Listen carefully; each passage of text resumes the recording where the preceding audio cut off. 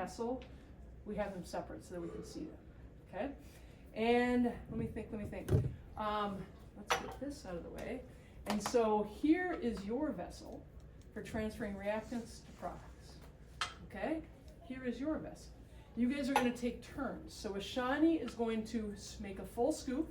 If you spill, you spill, okay? But let's try not to spill, or try not to drip. And then you're gonna pour it over here. And then Kayla is going to scoop, and she's gonna pass it back here, okay? And the rules are, you can't do this.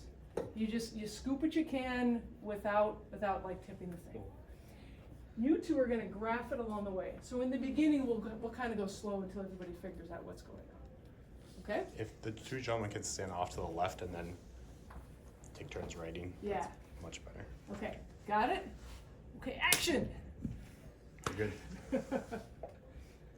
And okay, now let me also say, fill it up maximally. Fill it up all the way, every single time. There we go. So we have the forward reaction, and we have the reverse reaction. Okay, now time out for 1 second. Update the graph. How much is it? Well, it's up to you to decide that. Okay, there we go. Perfect. Okay, and now for the audience, tell me about the rates of the reactions. Which one was faster? The forward. The Forward reaction was faster. Why wasn't the reverse reaction in chemical terms very fast? There were many There weren't a lot Nothing of to atoms react smashed together.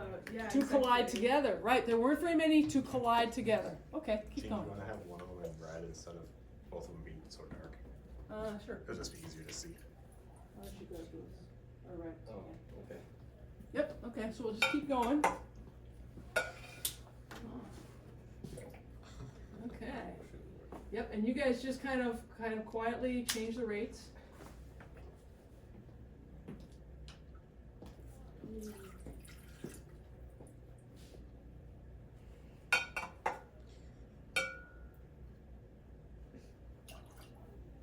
And, yep, keep going.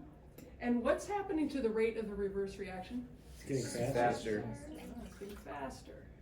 Because Because there's more things to collide. there's more things to collide, right. So that reverse reaction rate can speed up.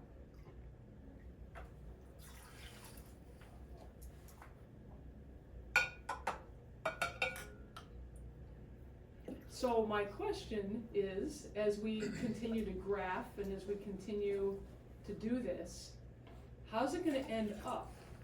Just think about it. Think about it. So if we make them do this for like an hour, okay, and this is why we actually have a video, so we can go out and do something else, and then we'll come back and see what happened for an hour. Where are we gonna end?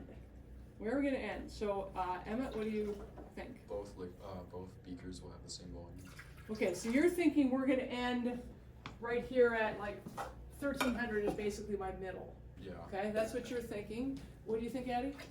I think that one's still gonna have more because the beaker that Kayla is like. So Scooping you with this think the large- reactant beaker is gonna have more? Yeah. Because the product beaker, Like the thing that Kayla is scooping with oh, her little has, beaker. has Uh. more volume than Aishani's, so it's able to transfer more of the liquid. Especially like as it So gets when higher. we're done, where do you think it's gonna end up? I think it'll be like kind of like a 60-40 ratio, like And which one is more, do you think? in the Aishani's, in the reactant. So you think, okay, and what do you think, Mikey? Honestly, I think we're kind of getting close to that right now because I'm looking at it and it's like anything that Aishani puts in there, Kayla can scoop it out and a little bit more if she has to. So I think right now it's going to be around this for the rest of it because in chemistry terms, like as soon as Aishani puts it in there, it immediately reacts and goes back, and then we're kind of just at the same thing. So are you saying you think that Kayla is undoing everything that Ashani does? Yeah, I'd say so. Yeah.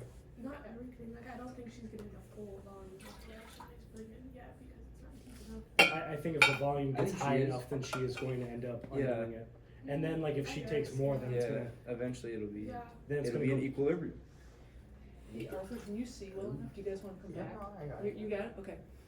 So how could we test to compare how much Kayla's passing to Ashani? What do you think, Evan? She could try pouring into Ashani's beaker. Into her little beaker. Yeah, right? her receptacle. So this time, Kayla, Ashani, hold yours over top, but Kayla, pour yours into her little beaker.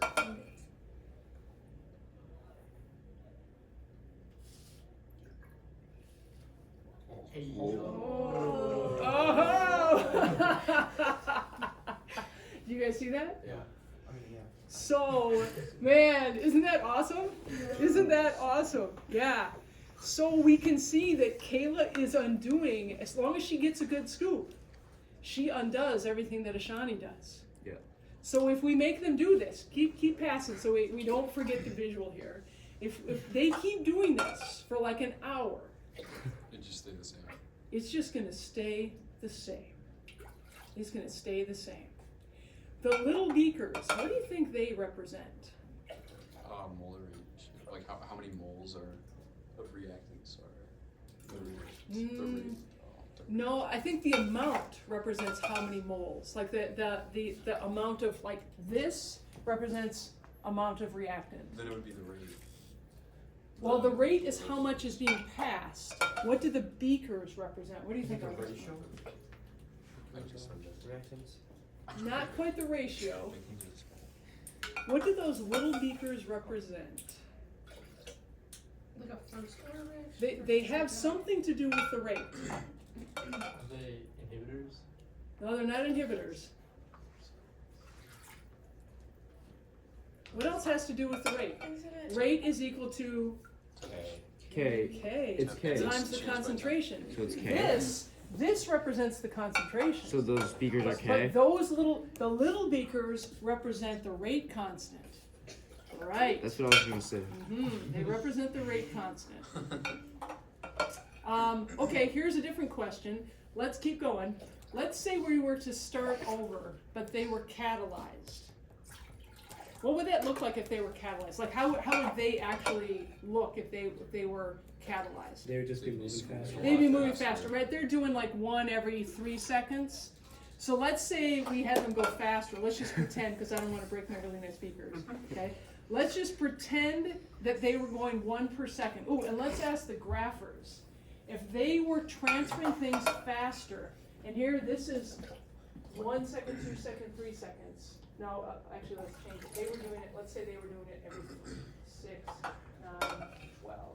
How would the graph change if they were catalyzed?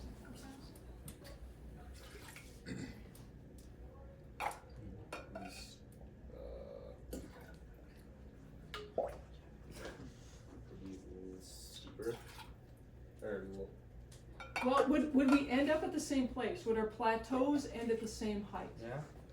Yeah, right. Because the plateaus are a function of just the size of those little beakers. We just have more data points than Yeah, it would plateau closer to the y-axis.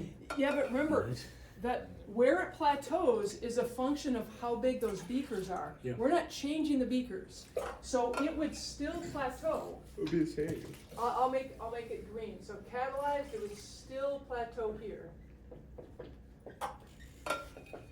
But they're transferring faster. It would just plateau faster. Plateau faster. Were you raising your hand Yeah, too? it's just plateau earlier. They're gonna plateau faster because we're gonna climb faster and descend faster and reach equilibrium faster. A catalyst makes equilibrium get there faster. And actually, we didn't even say, okay, what is equal? You guys are just doing a great job. Actually, I'll ask you this time. What is equal about equilibrium?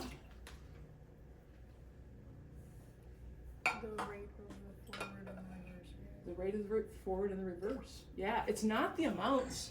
You see, it is not the amounts. It is the rate at which they are transferring it. So Ashani's transferring 100 milliliters per time. Kayla's doing, and we saw exactly 100 per time. So the rate of the forward and the reverse are equal, but it doesn't mean equal amounts. Okay? And a catalyst will just get us there faster. Everybody good? Anybody with further questions? Awesome, cool. That's it. Awesome. Thank you. Um,